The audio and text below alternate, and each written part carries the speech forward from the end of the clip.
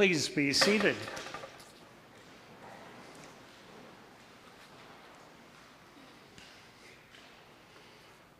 Well, after listening to this gospel lesson, we can say that this is Peter's big day, right? He is no longer Simon, but Peter, which in New Testament Greek makes for a kind of pun. For the Greek word for rock is Petra, and Jesus says, on this rock, I will build my church. This sentence, in turn, has and continues to be held up as support for sectarian superiority and exclusivity for any church claiming to be the inheritor of Peter's ministry. Few of Jesus's recorded statements in the Bible have been more misunderstood, misapplied, misused, and caused more heartache and death among Christians than this one sentence. Self-interested, narrow-minded followers of Jesus in their churches have, throughout Christian history, both individually and corporately, used this one sentence as a rationale and pretext for religious warfare, separation, bigotry, exclusion, and all kinds of horror perpetrated on other Christians, deemed a threat to or in opposition to a culture's dominant Christian identity. Crusaders sacking and slaughtering the Eastern Orthodox Christian population of Constantinople. The 30 Years' War in Europe between Catholics and Protestants. The Inquisition. The beheadings and burnings at the stake during the English Reformation. And more recently, the slaughter of Mormons in the 1800s, anti-Catholic limitations and deeds enforced until the mid-1960s, and the bloodshed between Catholics and Protestants in Northern Ireland that continues to this very day. Well, with this tragic history in mind, I want to spend some time today with just 3 words in this sentence. Peter, church, and build. Christians have long jumped to the conclusion that Simon was the one and only rock or foundation upon which all future followers of Jesus would build upon. I see it otherwise. Step back and consider that Jesus could and likely was holding up Simon, certainly not the brightest bulb among the disciples, right? As an example of one of many, many influential followers, both then and in the future, who would understand his nature and mission and develop foundational practices and beliefs of Christianity. This is because history shows us that Peter was just one of a number of biblical figures in early Christianity that built and sustained the early Christian communities. Jesus' brother, John, not Peter, was the head of the community in Jerusalem. It was Matthew that spread the good news throughout the East, all the way to India. It was Paul who did so in what would become Europe. And many believe that Mary Magdalene, referred to as a tower rather than a rock, was another foundational figure in early Christianity. Yet, this brief reference to Peter continues to be used as a rationale for division among Christians. Most think of the Roman Catholic Church's claim to being the one true church established by Peter as most responsible for this. But we Anglicans also play a role in the way we sometimes uncharitably use our maintenance of the apostolic succession as a way of casting doubt on other Christian traditions.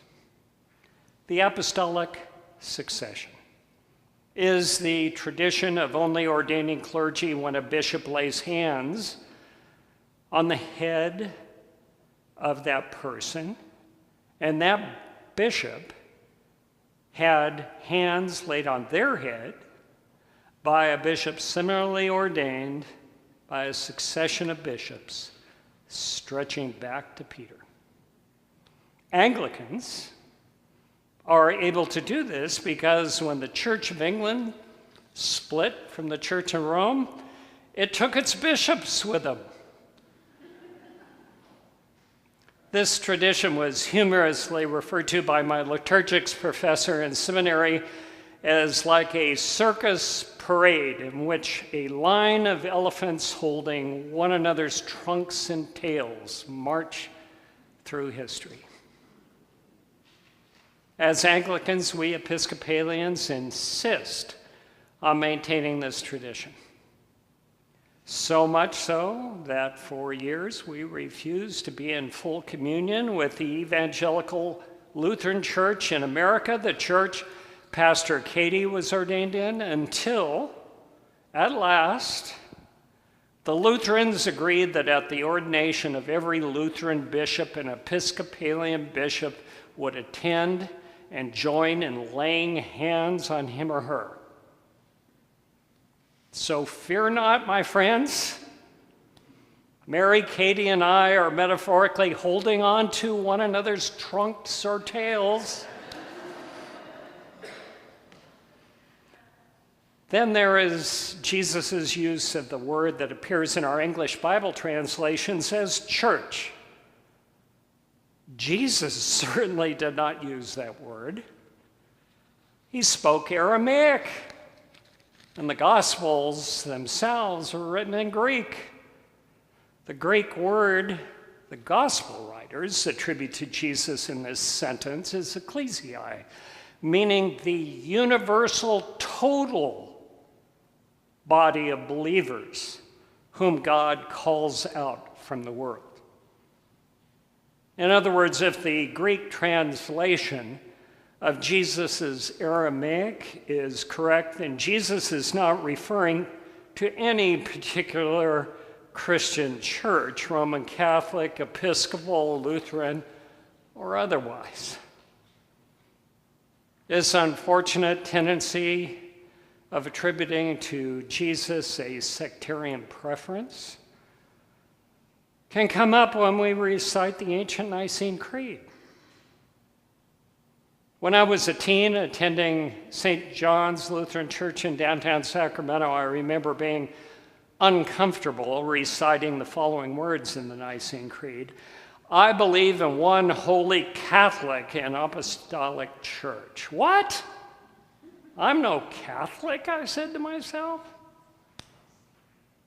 Later, it was helpfully pointed out to me that, like the words Jesus chose in his comment to Peter, neither Catholic or church is capitalized in the creed.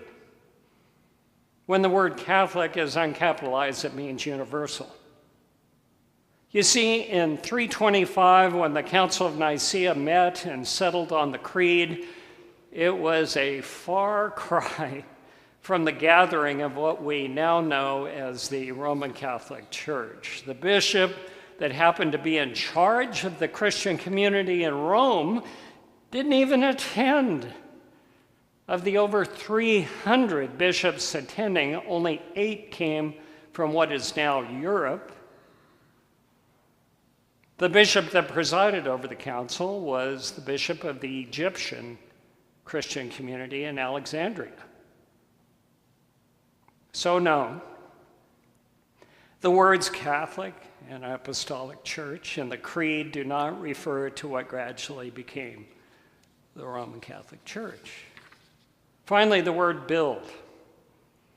Here, Jesus is using the word as a verb, an ongoing action, and there is no necessary implication that Peter would be the only foundational builder.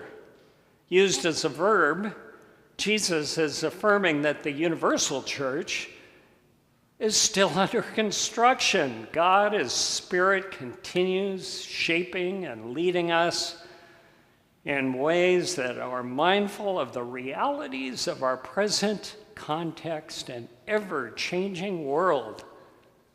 The church, the universal community of followers of Jesus, is always growing, changing, and under construction, searching for new, more nimble, more creative, more flexible ways of bringing God's love, compassion, and forgiveness to this lovely planet he created. This is why we no longer burn heretics at the stake or consider left-handedness a mark of Satan. The construction of the universal church continues.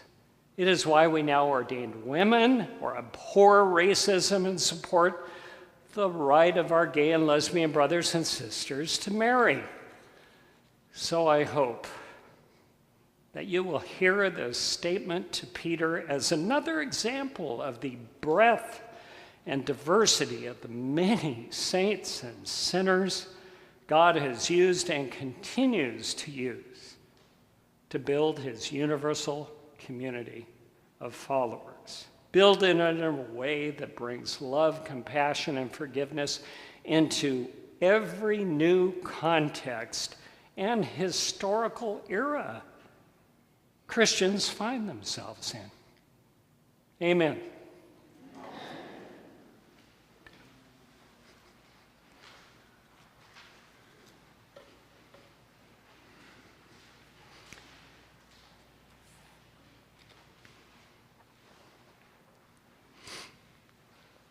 Please